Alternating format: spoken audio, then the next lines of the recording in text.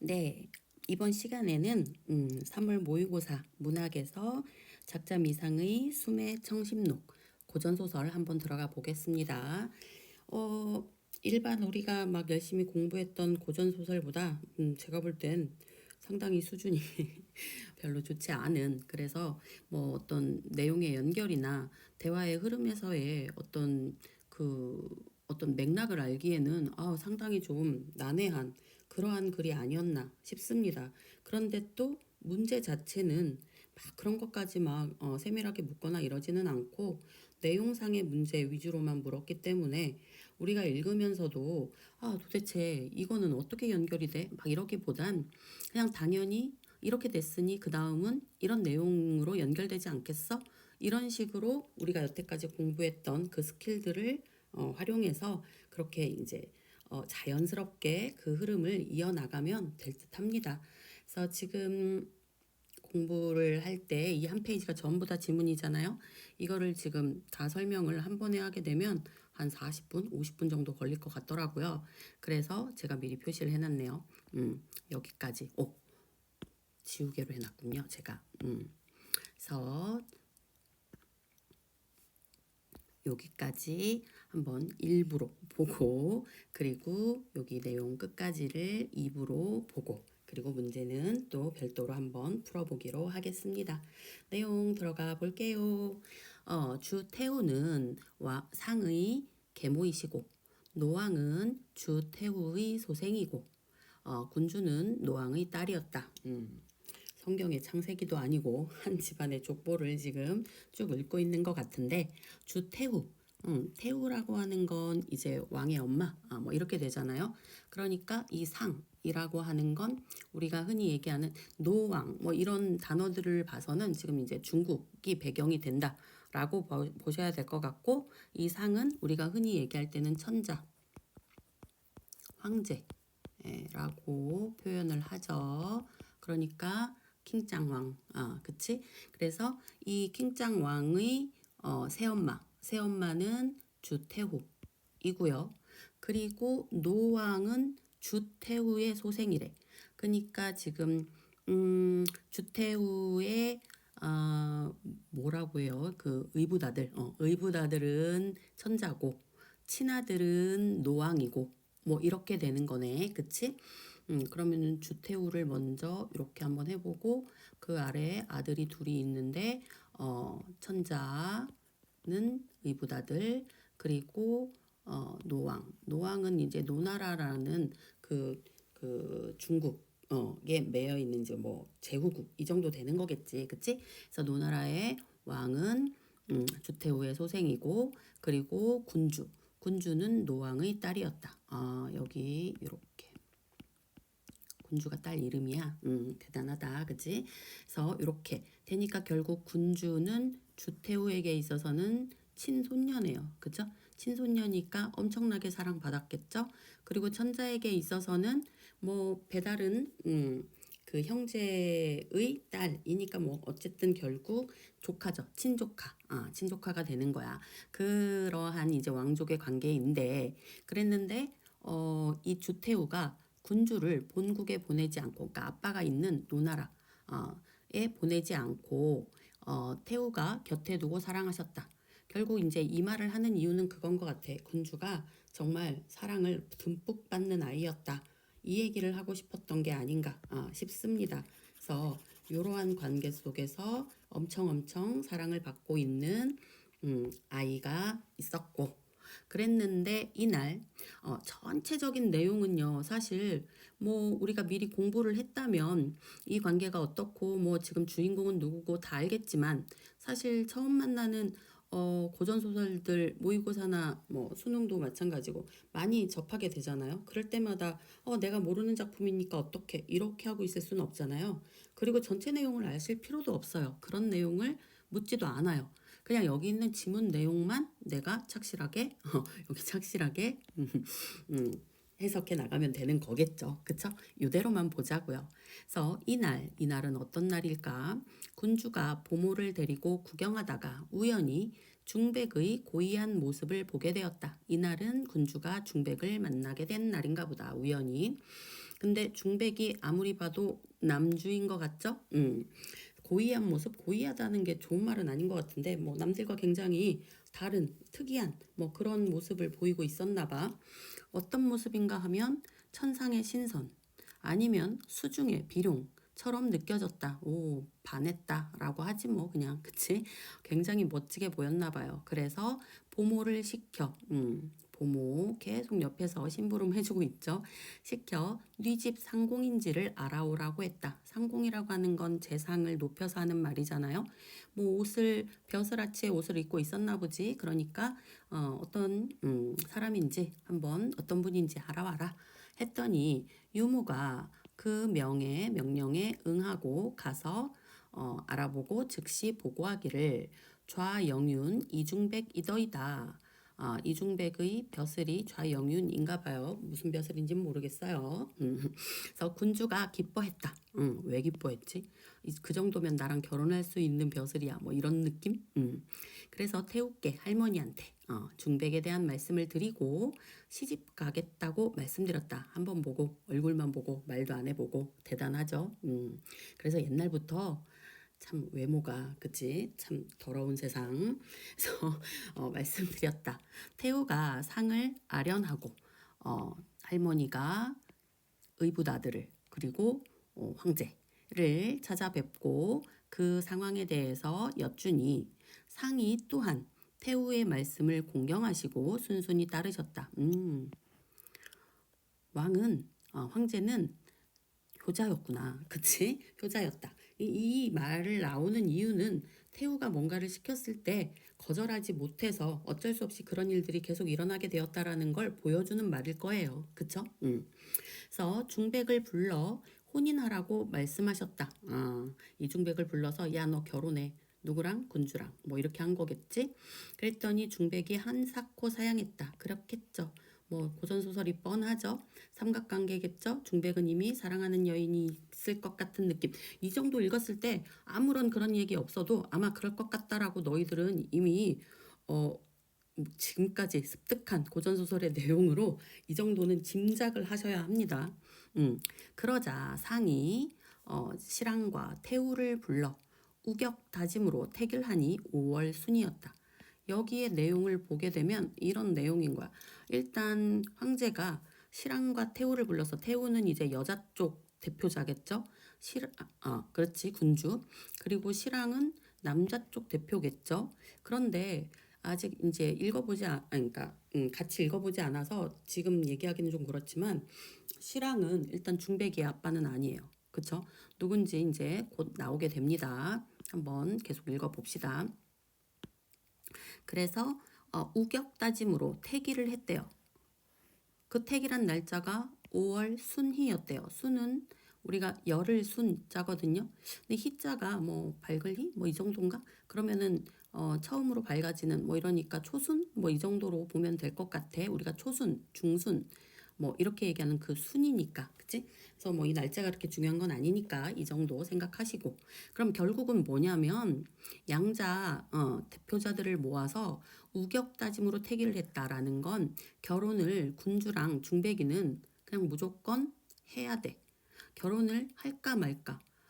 지금 사랑하는 여자랑 할까? 군주랑 할까? 이 고민하는 상황이 아니고 일단 군주랑은 해야 하고, 그러면 먼저 사랑했던 이미 정혼 얘기가 오갔던 그 여인과는 어떻게 할 것이냐. 그거에 대한 얘기가 나오는 거다라고 보시면 될 것 같아요. 그래서 실랑이 부인을 향하여 실랑은 지금 남자 쪽 대표자였는데 그 사람이 자신의 부인이겠죠. 부인을 향하여 무수히 탄식하며 끝도 없이 한숨을 내쉬며 말하기를 어찌해야 오르리오. 난 도대체가 모르겠어. 우리 뭐 원래 좋아하던 중백이가 좋아하던 여자아이와 어떻게 해야 될지 모르겠어. 뭐 이런 거겠지. 그랬더니 부인이 침음 오열하여 말하기를 침음 오열 뭔지 느낌상으로 가시면 돼요. 뭐 근심하고 되게 침울하고 음울하게 막 오열하면서 막 꺼이꺼이 울면서 말하기를 굉장히 슬픈 상황이긴 한가 봐요. 첩의 뜻이 매우 착잡합니다. 자기 자신을 낮추어서 첩이라고 하고 있죠. 아, 어떻게 해야 될지 정말 모르겠어요. 성례를 하면 상의 뜻을 기망할 뿐이어서 여기서 성례를 하면이라는 그 이 조건형이 군주랑 성례를 하면 이런 말은 안 맞아. 그치? 그건 이미 왕이 정한 거니까. 그래서 여기서 성례를 한다는 건 아우 이름 미리 보자고요. 바로 밑에 줄에 있죠? 현효예요, 현효. 중백의 여인은 현효입니다. 현효랑 성례를 하게 되면 왕의 뜻을 상의 뜻을 기망할 뿐 아니라 아예 우리가 그냥 개무시하는 거, 그래서 속이는 것 뿐만 아니라 뿐이어서 올바르지 않고 결혼을 시키자니 참 벌 받을 것 같고 왕한테 뭐 벌 받을 것 같고 뭐 이런 거지. 그리고 현효가 중백에게로 가면 근데 만약에 현효가 중백에게로 간다는 건 뭐 성례를 하면 뭐 첩으로 가면 뭐 여러 가지 그렇게 되면 둘은 사랑하는 사이였으니까 부부의 정이라고 하는 게 천자의 위험이라도 패하지 닿지 막지 못하나이다. 얘네들의 사랑이 너무 강해서 얘가 막 아무리 엄하게 한다 하더라도 그들의 사랑을 막지는 못할 거래. 되게 사랑하나 봐. 그래서 영윤의 위세와 영윤 좌영윤의 영윤이겠죠. 그러니까 중백이의 위세와 풍채가 이렇게 해야 되겠네. 그 위세나 그 어떤 풍채로 봐서 장부의 몸인데 대장부의 마인드를 갖고 있는데 자나깨나 생각하던 가인을 버리고 앉으나서나 늘 언제나 항상 가인 아름다운 사람인데 여기서는 현효를 의미하겠죠. 사랑하는 사람을 늘 그렇게 사랑하던 그 사람을 버리고 어찌 상의 명, 왕의 명을 지켜서 신의를 저버리겠습니까? 우리가 중백이를 알잖우. 중백이는 왕의 명을 지켜서 군조랑 결혼을 한다 하더라도 가인과의 신의를 저버리지는 않을 것입니다. 그러면 이게 문제가 됩니다. 이렇게 되는 거지. 이게 참 좋습니다. 중백이가 멋집니다. 뭐 멋지긴 멋지죠. 멋지긴 멋진데 왕 몰래 뭐 혹은 알게 하더라도 아무튼 자기 친조카가 아니라 다른 여자랑 지금 중백이가 놀아나고 있다 한다면 화가 나시겠죠. 그러니까 지금 그런 부분을 이 부인은 엄청나게 걱정하고 오열하고 있는 거겠지. 만일 현효와 성례한 이후에는 만사의 혐의가 없어질 터이니 만약에 현효와 성례를 결혼을 한 이후에는 모든 일에 뭐 의심스러워하는 점 그러니까 뭐라고 될까 그 군 누구냐 중백이가 뭐 의심스럽거나 막 뭐 어렵거나 뭐 아니면 다른 사람들이 생각할 때 혹은 현효는 어떻게 뭐 이런 거에 대해서 오히려 성례까지 시켜주면 더 떳떳해질 터이니 뭐 이런 거잖아. 그치? 그렇게 되면 군주의 은혜를 막고 군주가 주는 사랑을 막고 끊어서 현효가 있는 곳으로만 빈번하게 아주 자주 월장하여 담을 넘고 들어와서 삼가지 못해 그 월장하는 것 이런 것들을 삼가지 못해서 방자하게 이르기라도 한다면 무슨 느낌인지 아시죠? 군주랑 결혼했는데 군주하고는 뭐 대면대면해 그러면서 늘 그냥 몰래 나와서 맨날 현효만 보러 나와. 이러면 이건 정말 틀림없이 참 화가 정말 완전 화가 우리와 저희에게 우리 뭐 이 신랑과 뭐 부인 그리고 지들에게 중백과 현효에게 적지 않게 미칠 것입니다. 그렇게 되면 우리는 죽는 거예요. 뭐 이거죠.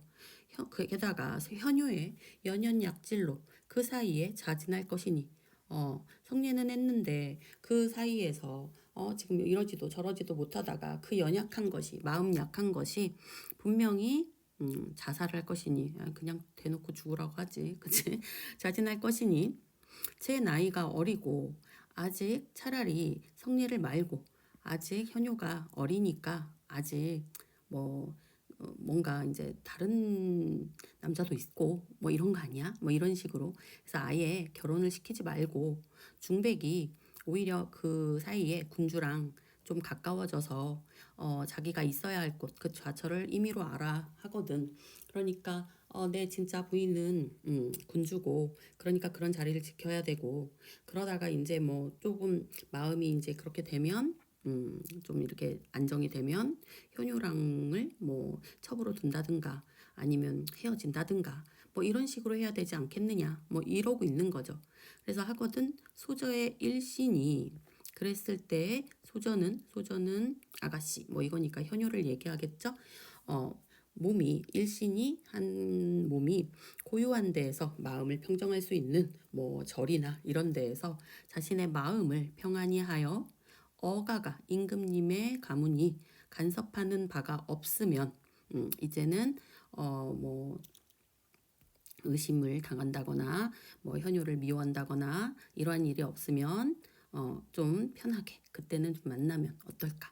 비록 문을 바라는 과부가 되어도 그러니까 결국은 그 남자만 생각하다가 결국엔 다른 남자 만나지도 못하고 뭐, 그죠? 그렇게 된다 하더라도 이게 낫지 않겠습니까? 아직 종말을 보아가며 선차하느니만 갖지 못하리이다.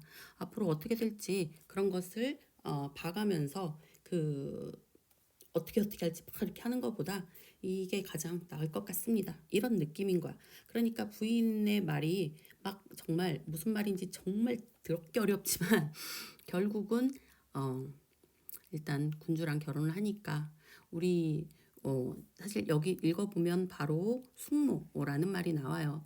그러니까 지금 이 부인은 현유의 숙모더라고요. 그 누구요? 중백이의 쪽이 아니라 이 여인 쪽의 가족이더라고요.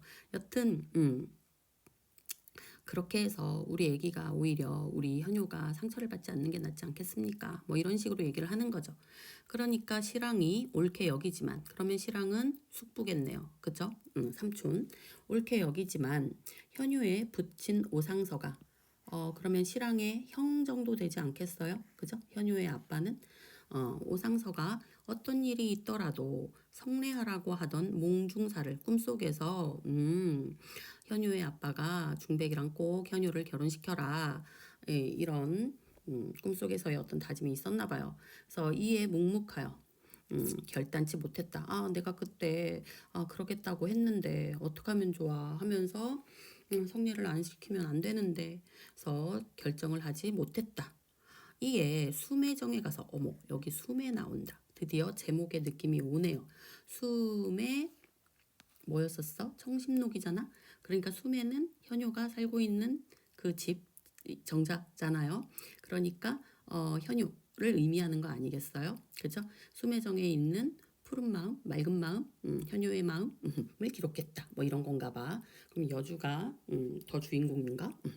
여튼 다시 돌아와서 수매정에 가서 현유를 만나 부인의 말씀을 전하니 부인이 네 숙모가 이렇게 얘기하는데 너의 생각은 어떠냐 하니까 소저가 부끄러워하며 이제 뭐 그 당시에는 아가씨들은 다 일단 부끄러움을 띠는 게 기본이죠.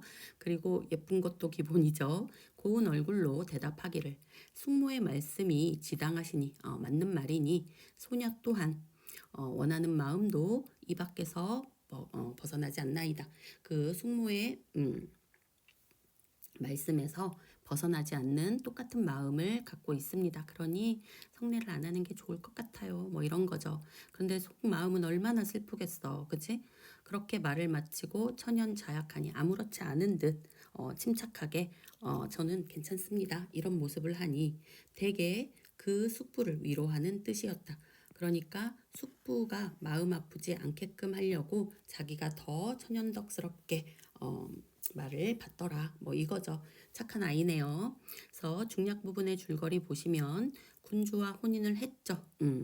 이중백이 혼인한 후에 군주를 멀리하자 결혼을 했는데 와이프를 멀리하고 있대. 그러니까 걱정하던 바가 드디어 나오고 있는 거죠. 그러니까 군주 입장에서는 얼마나 자존심이 상하겠어. 그러니까 군주는 그 연유, 그 이유를 알아냈죠. 현유 그년 때문이다 이거지. 그래서 주태우와 천자에게 고변한다. 가서 이제 자신이 어떤 걸 알아냈는지 뭐 고자질 하듯이 막 조잘조잘 얘기를 했겠죠. 그랬더니 천자의 노여움을 산 이중백은 내가 볼 때 천자의 노여움을 샀다기보다는 태우의 노여움을 샀겠죠.